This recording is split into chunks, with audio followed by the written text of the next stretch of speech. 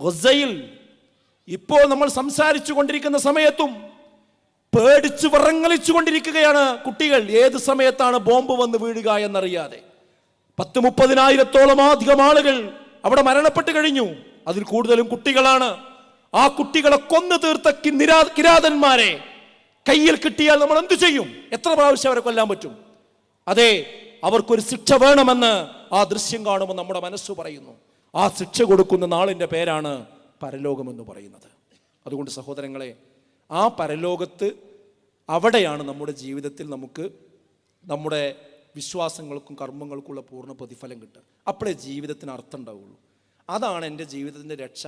അവിടെ രക്ഷപ്പെടണമെങ്കിൽ ഞാൻ ഈ പ്രപഞ്ചത്തിൻ്റെ സ്രഷ്ടാവിൽ വിശ്വസിക്കണം, അവനെ മാത്രം ആരാധിക്കണം, അവൻ്റെ നിയമനിർദ്ദേശങ്ങൾ അനുസരിച്ച് ജീവിക്കണം എന്ന ഒരു ബോധത്തിലേക്ക് മനുഷ്യനെ കൊണ്ടുവരിക എന്നതാണ് ഇതിനൊക്കെയുള്ള പരിഹാരം.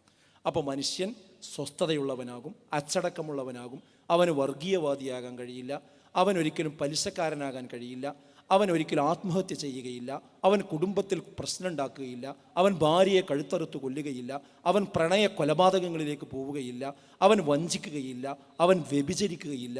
വളരെ സമാധാനമുള്ള ഒരു വീടും ഒരു നാടും ഒരു രാഷ്ട്രവും നമുക്ക് കെട്ടിപ്പടുക്കാൻ കഴിയും.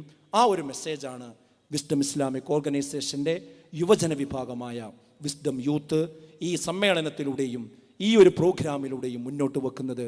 അതിന് നമ്മൾ ഈ ഒരു പ്രോഗ്രാം ആ രീതിയിൽ തന്നെ ഉൾക്കൊണ്ടുകൊണ്ട് ആ മെസ്സേജ് മനസ്സിലാക്കി മുന്നോട്ട് പോകണമെന്ന് മാത്രം അഭ്യർത്ഥിച്ചുകൊണ്ട് ഇവിടെ കൂടിയ എല്ലാ യുവാക്കളെയും യുവതികളെയും 18 വയസ്സ് മുതൽ 43 വയസ്സിൻ്റെ ഇടയിലുള്ള യുവാക്കളെ മലപ്പുറത്തേക്ക് വ്യക്തിപരമായി ഞാനും ക്ഷണിക്കുകയാണ്. നിങ്ങളെല്ലാവരും വരണം.